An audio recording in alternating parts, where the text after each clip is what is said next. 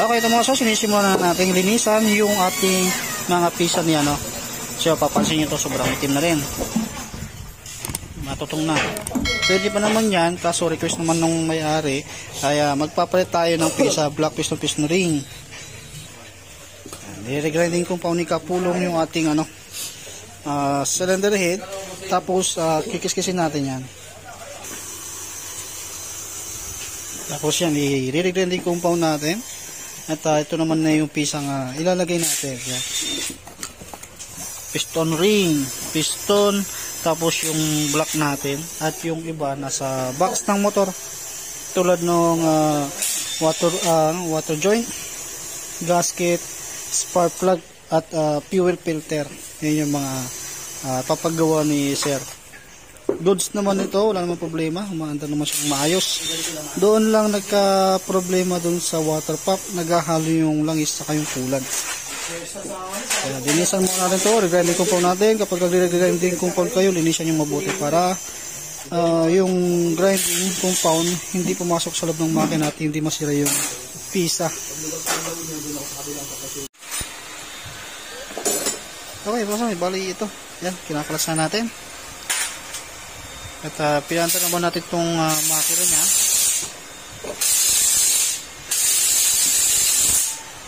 Yan, tahimik naman yung makina nito mga sir. Kasi pinagawa na to. Kaya lang naging issue nito, linkage lang sa water pump. At pinagawa yata ni sir, mechanical seal lang yung pinalitan. Doon na nag-start yung paghalo ng langis sa yung kulang. Kaya kakalasin na natin.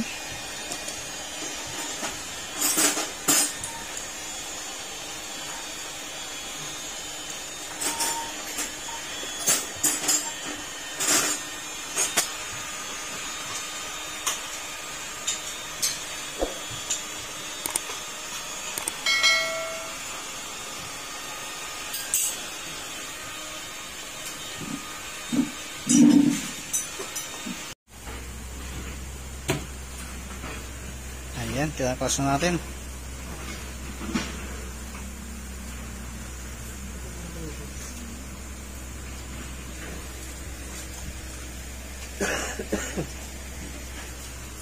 Tignan natin yung water pump.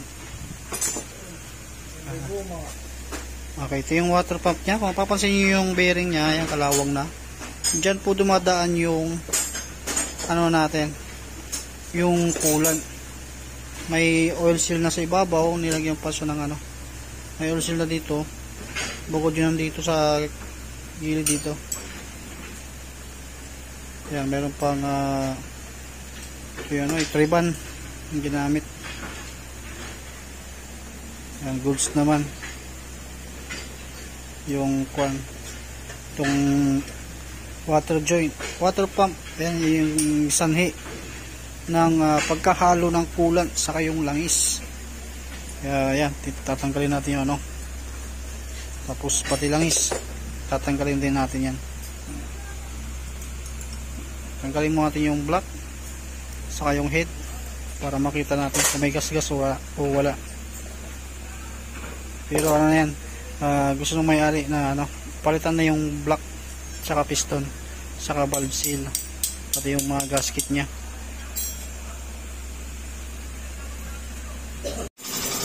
Okay, ito mga sir, tapos na natin regrinding compound, linisan yung head at tinanggal din natin to. Kapag once na tinanggal nyo ito mga sir, lalagyan nyo pa rin ng sealant. Kapag kasi hindi nyo nilagyan ng sealant yan mga sir, ang mangyayari, maglilik yung langis dyan. Baka isipin nyo, kahit bago yung water pump, naglilik pa rin. Kaya dapat lagyan nyo ng sealant yan. Yan, nalinisan natin Kapulong. At ito na yung bagong block natin. Ay, transfer na rin yung mga tornilyo. Ayan, bago na. Ikakabit na ni Kapulong yung bago nating piston. Kaya tanggal niya muna yung luma.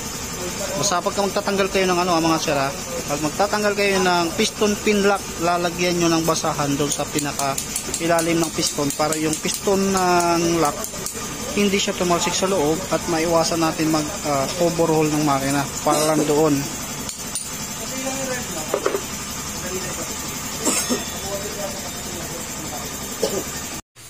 Tama sir, ibalik na natin yung bagong block natin at yung cylinder head, kulang na lang dyan sa parts na yan yung ating water pump at paparating na yung ating in-order na water pump at tinatanggalan na yung kapulong ng langis at yan yung langis nya.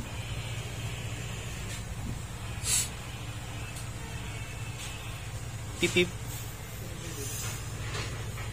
Yan, nagalo na yung langis saka yung coolant. Kaya ang gagawin natin dyan mga sir, ipa-flashing natin yan, pero ang gagamitin natin langis pa rin. Bali yan yan, dalawang change oil, tapos magpa-finalize tayo sa isa. Yung siyempre yung gagamitin natin langis dyan, yung ordinary lang, pang-flashing lang.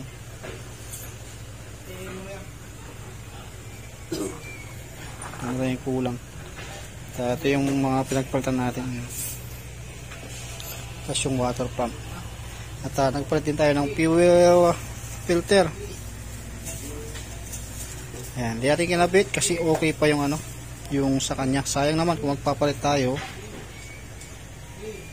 At least meron siyang reserba.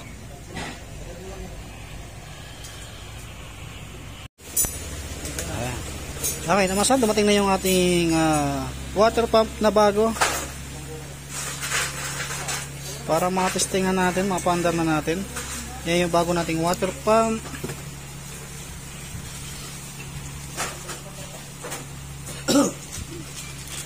Yan, kapag ka nag-leak na yung water pump nyo mga sir, mas maganda kung bumili na lang kayo ng bago. Kaysa mechanical seal lang yung papalitan ninyo. Sayang lang din. Doble-doble lang yung gastos ninyo. Na parang Kaiser na may-ari nito. Leak lang nung una, pinalitan ng mechanical seal, mga saglit lang daw. Ayun, naghalo na naman na yung ano, langis sa kulan. Dipstick pa rin kayo magbabase mga sir. Tatanggalin muna natin yung luma at ita-transfer natin sa bago. Saka natin siya ilalagay. Para mapandara natin at mapalitan natin ng langis ulit. Ito nasa lina na ng ano, bagong langis. Pero papandar natin ulit at saka natin siya i-change ulit. At may provide siyang langis at yun ang ilalagay natin, yung provide ni sir. Lagay muna natin yan. Okay, na mga sir, nalagay na natin yung bago nating water pump. Ayan. Lagay na rin natin yung radiator, nasalina na rin natin ng coolant at papanda rin natin. Ayan. Tahimik naman nitong makina nito. At ang kilometer lang nito mga sir ay 61,233 lang yung kanyang kilometer. Halos batang-bata pa. Dahil lang sa water pump mga sir. At request naman ng may-ari na magpalit ng clock, piston ring, valve seal, gasket. Kasi nga natakot siya na naghahalo yung langis. Baka hindi rin naman daw tatagal. Kaya pinapalitan niya ng bago. Kaya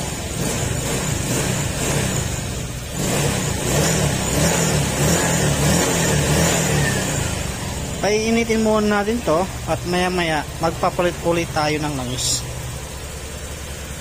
Painitin mo muna kapulong ha. Siyayaan mo lang muna ganyan. Okay, maya maya ulit natin video mga sir. Painitin muna natin tapos change tayo ulit ng isa pa langis at yung pafinalize daw na langis na ilalagay yung dala ni sir.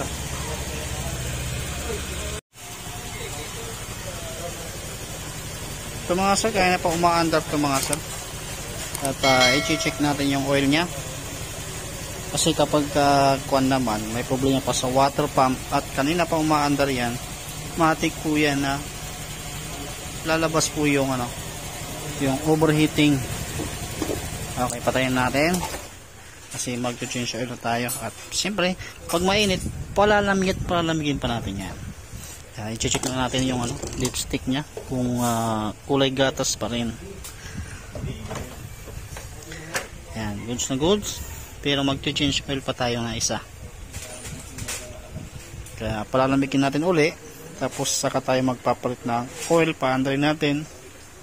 Change natin uli. At yung langis na ni sir yung ating gagamitin. Kasi yun naman kasi yung sabi niya. Yung langis niya yung ano, yung gagamitin. Pati yung gear oil papalitin. Palamigin mo natin ng konti kasi mainit. At baka malustred yung pinaka-drain natin. Ayan, malamig na at na chichinsure na natin.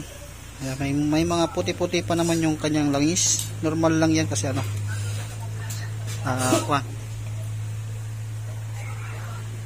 galing sa sa naghalong langis sa kakulan.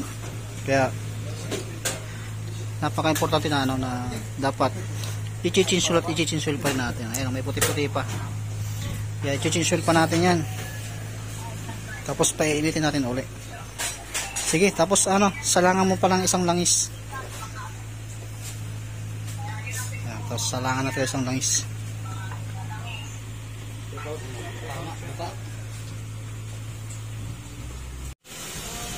Okay, ito mga sir, bali pangalawang palit na natin ang langis to. At kaya na pong ma-under yan. Kaya palalamigin natin uli. Papatayin natin yung makina. Papatayin natin yung makina. At palalamigin natin uli. Para may palit natin yung provide yan langis. Kasi meron siyang provide na langis saka gear oil. At check natin kung mag-ano pa rin.